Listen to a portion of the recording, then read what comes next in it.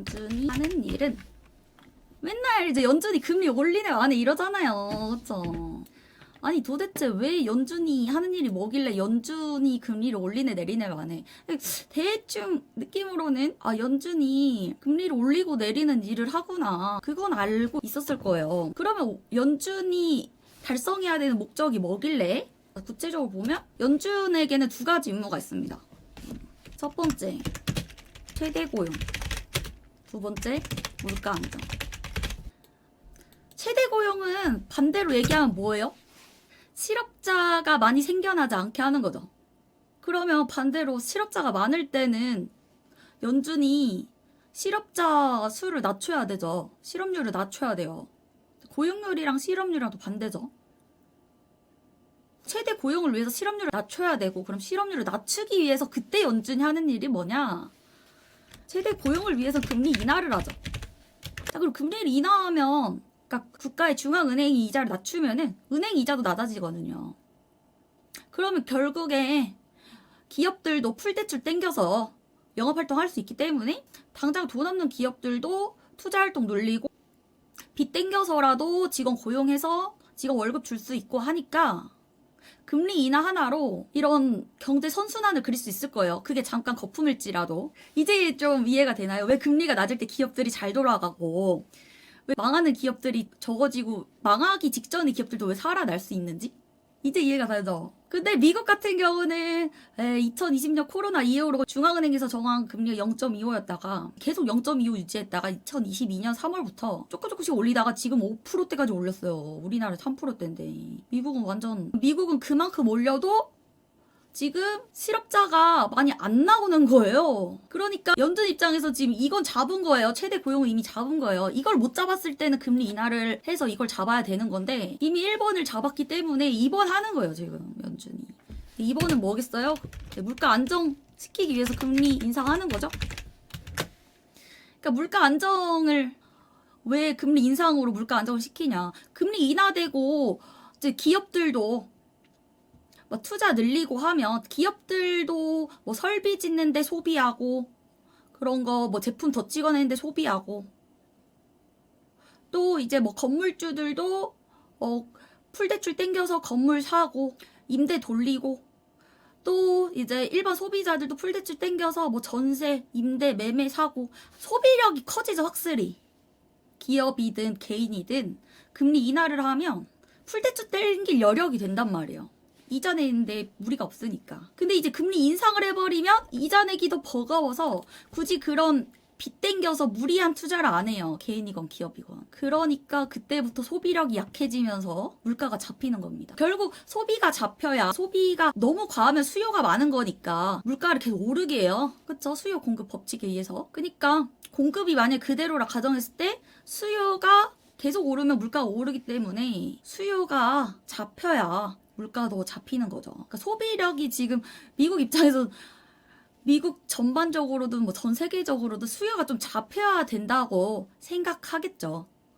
이제 물가 안정이 목표라고 파월도 계속 물가는 여전히 비싸다. 인플레는 여전히 높은 상황이다.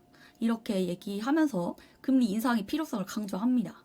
이동평균 설치는 이거 미국장이랑 한국장 장 기준으로는 제가 5일선, 11선, 21선, 61선, 121선, 241선, 81선 이렇게 설치했죠. 이거 다 설치해도 되는데 가장 중요한 건 21선, 61선, 121선, 241선 이거 4개는 꼭 설치해야 돼요. 20, 60, 120, 240 그러니까 국내장은 20 이후에 60의 배수 단위로 커져요. 60의 2배수 120, 60의 4배수 240 네, 이렇게 커지는데 이게 어떤 원리가 담겨 있냐?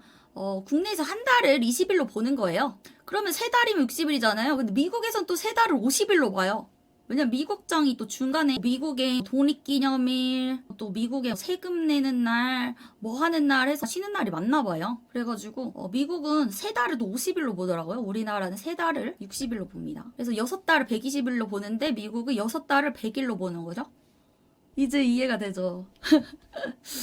그리고 240일은 1년선입니다. 1년선.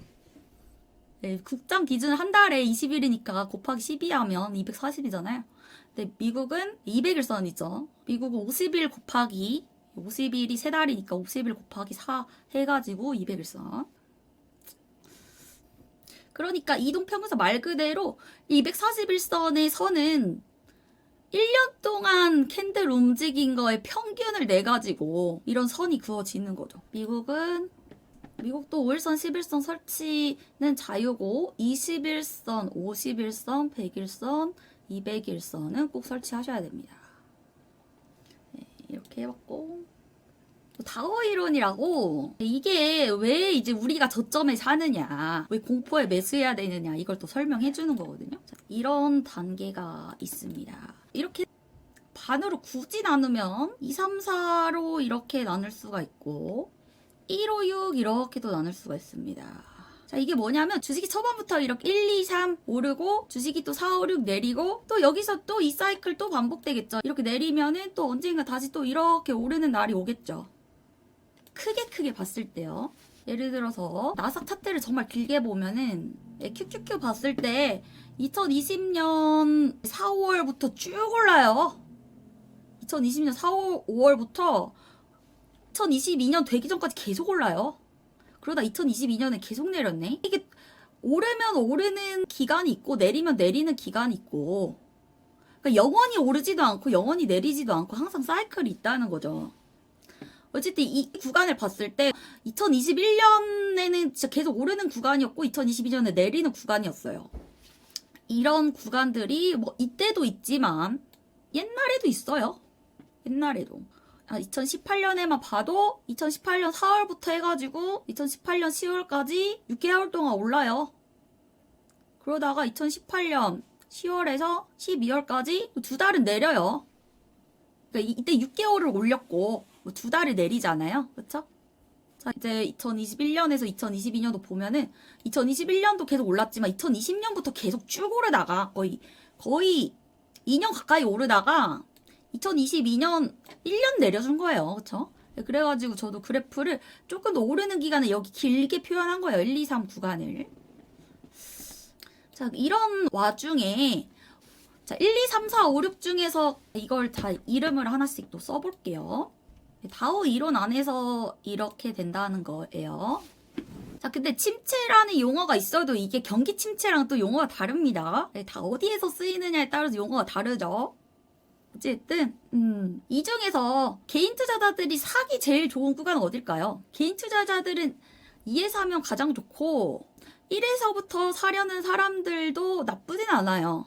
자, 그러면 이 초록색 구간은 뭐냐면 세력이 사요. 세력들은 언제 산다? 세력들이 이때 사는 거예요. 그리고 세력들이 사면 파는 구간도 있겠죠. 세력들은 언제 팔아요? 그러면 이때 사고 언제 판다? 이때 팔아요.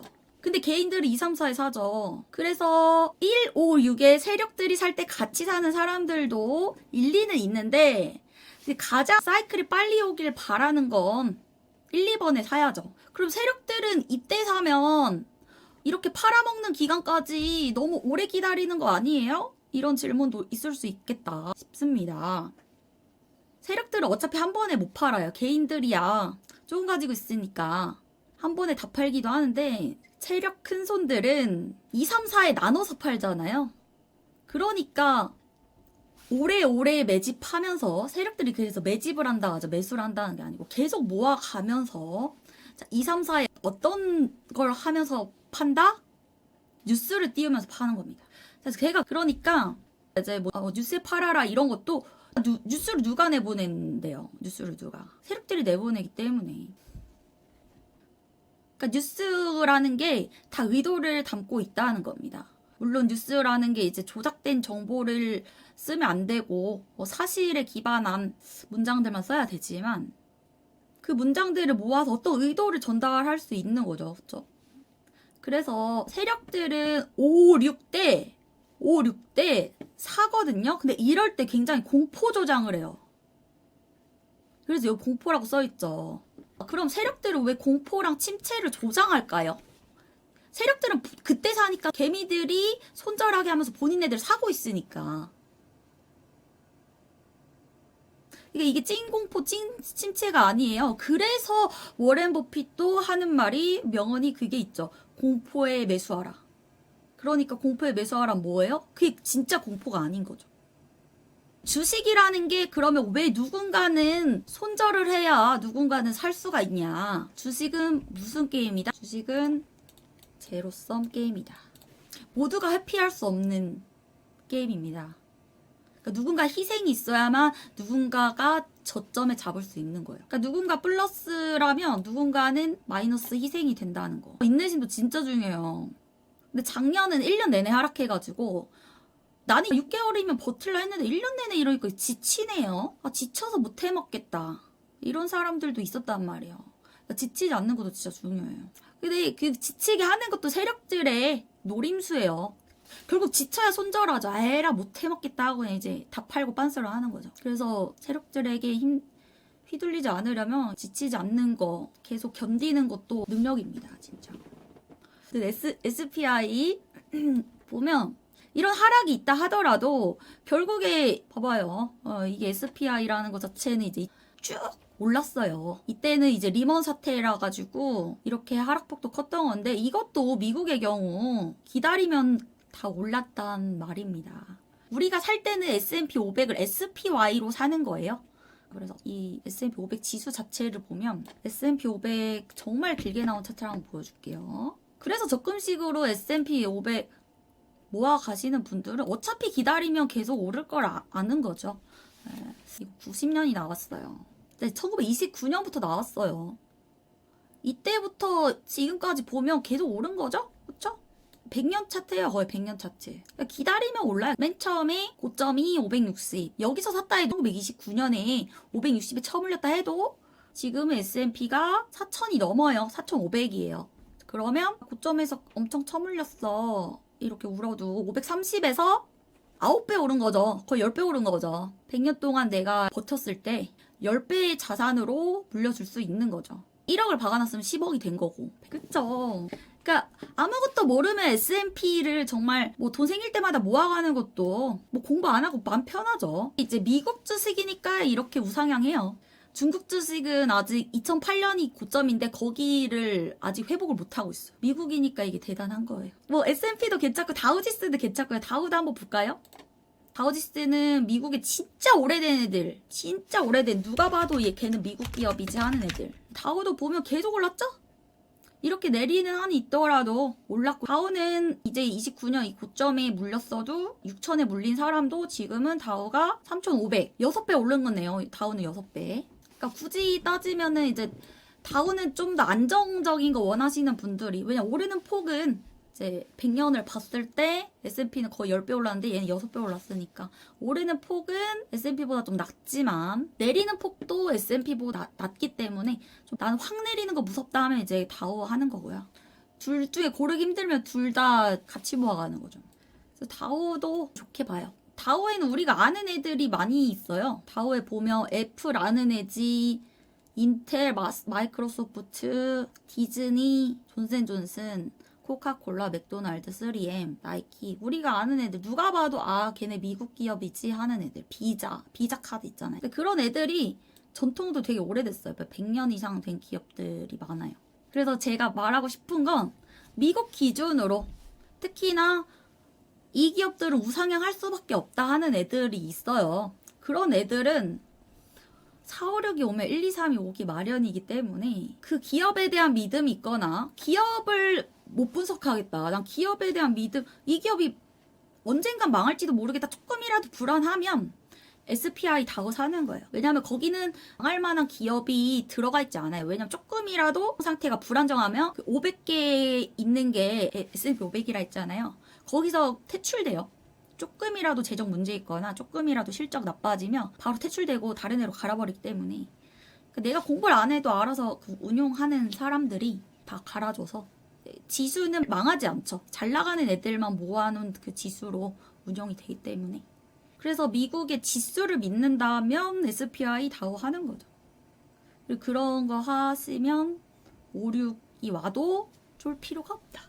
뭐 너는 왜 방송에서 맨날 뭐 거시경제 얘기하고 미국이 어떻고 중국이 어떻고 이런 얘기 왜 하냐.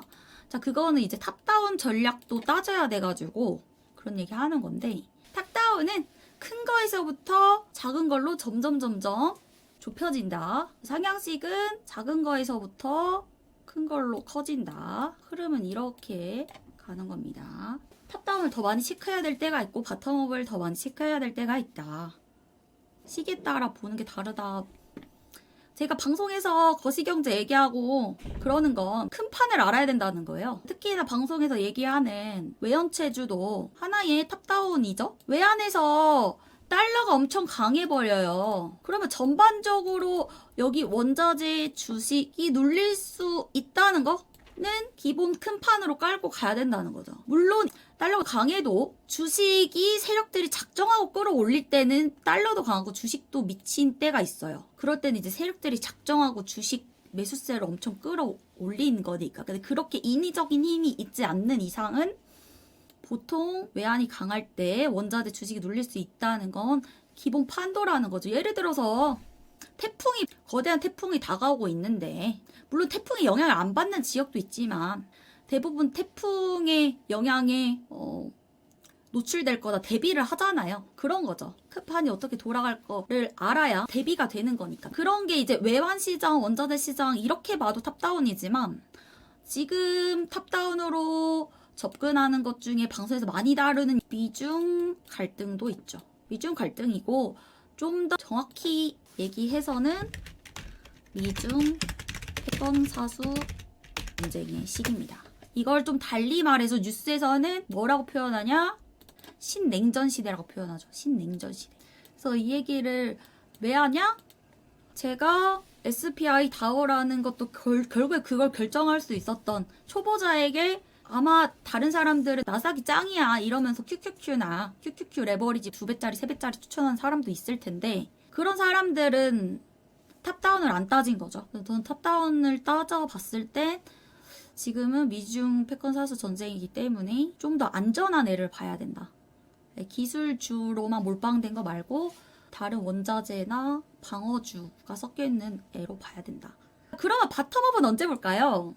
바텀업은 정말 평화로울 때 바텀업 보면 돼요. 정말 평화로울 때, 아까 봤던 2011년에서 2020년 사이에는 그냥 다 오르죠. 그리고 기술주면 다 올랐어요. 그러니까 그때는 우리 흔히 빅테크 그랬는데, 빅테크 중에서 진짜 뭐가 더 오를까? 그러니까 모두가 평화로울 때 거기서 더 크게 먹는 게 중요하니까, 바텀업은 장이 좋을 때 어떤 기업 고를까? 결론 짓자면 장이 진짜 좋을 때는 바텀업 따지면 돼요. 좋은 기업 고르면 돼요. 근데 장이 좀 불안하고 이거 좀 거시경제 심상치 않은데 하면 섹터를 골라야 된다는 거. 원자재를 해야 될지 크게 봐야 된다는 거죠. 기술주를 해야 될지, 뭐 방어주, 뭐 바이오를 해야 될지, 뭐 코카콜라 같은 식품주를 해야 될지. 그리고 안전자산, 위험자산. 그래서 안전자산을 초록색으로 표현한다면 달러랑 채권이 안전자산이고, 위험자산을 주황색으로 표시한다면 원자재랑 주식이 위험자산인데요.